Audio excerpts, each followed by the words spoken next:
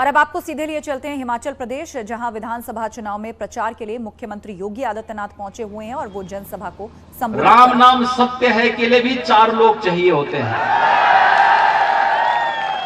और इसलिए भाइयों बहनों मैं आप सबसे अपील करने के लिए आया हूं। देखिए, हिमाचल प्रदेश देवभूमि है। इस देवभूमि का सम्मान, यहां का संरक्षण, भक्ति और शक्ति का जो अद्भुत संगम यहां पर है, इस कार्य को संरक्षित करने और यहां की भावनाओं के अनुरूप आगे बढ़ाने का कार्य केवल भारतीय जनता पार्टी नेतृत्व की डबल इंजन सरकार ही कर पाएगी। अन्यथा हम अयोध्या और उत्तर प्रदेश के अंदर विकास के साथ साथ विकास के जो सबसे बड़े बैरियर होते हैं, जितने माफिया होते हैं, सबसे बड़े बैरियर होते हैं विकास के।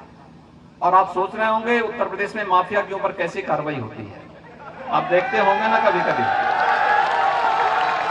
तो अगर वे माफिया कभी चोरी छिपे हिमाचल प्रदेश में आ गए तो यहां की शांत भूमि को शांत करने का कार्य करेंगे।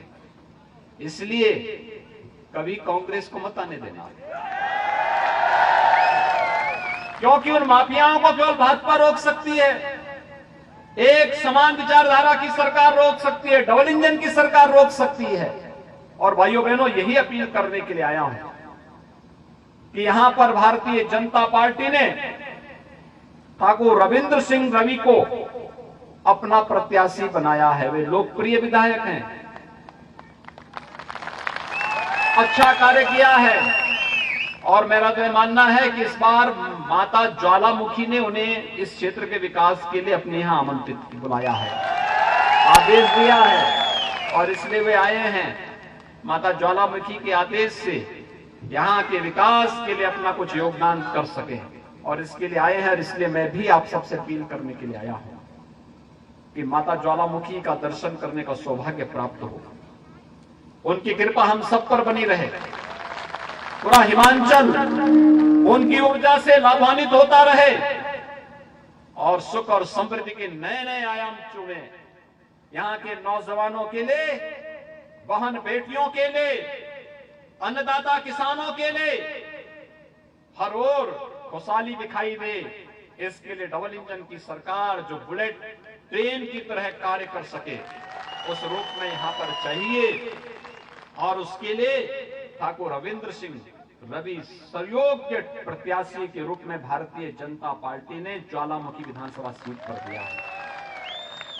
आप सभी सहमत हैं? सभी लोग सहमत हैं? भाइयों बहनों, जहां तक मेरी आवाज जा रही है, मैं आप सबसे अपील करूंगा कि अगर आप सभी सहमत हैं तो ये देखिए, चुनाव के दौरान किसी प्रत्याशी के लिए कठिन होता है कि वो घर घर जा सके, बहुत कठिन होता है। उसको चुनाव का प्रबंधन भी देखना होता है, कार्यकर्ताओं के साथ भी बैठना होता है, हर एक तबके के लोगों के साथ भी मिलना होता है, और फिर घर घर जाना, ये बहुत कठिन होता है। और इस समय आप सबको रविंद्र सिंह बनना पड़ेगा, हर व्यक्ति को बनना पड़ेगा। उनके प्रतिनिधि के रूप में घर घर जाइए। 12 नवंबर को जब मतदान हो, पहले मतदान और फिर जलपान के आह्वान के साथ आप जाइए। पहले मतदान का प्रतिशत 90-20 तक पहुंचाइए। धड़धड़ा करके ठाकुर रविंद्र सिंह रवि जीत के आएंगे आपके पास। ये सब काम करेंगे। कमल के चुनाव चिन्ह पर 12 नवंबर को केवल कमल कमल नजर आएगा ना? सभी लोग सहमत हैं?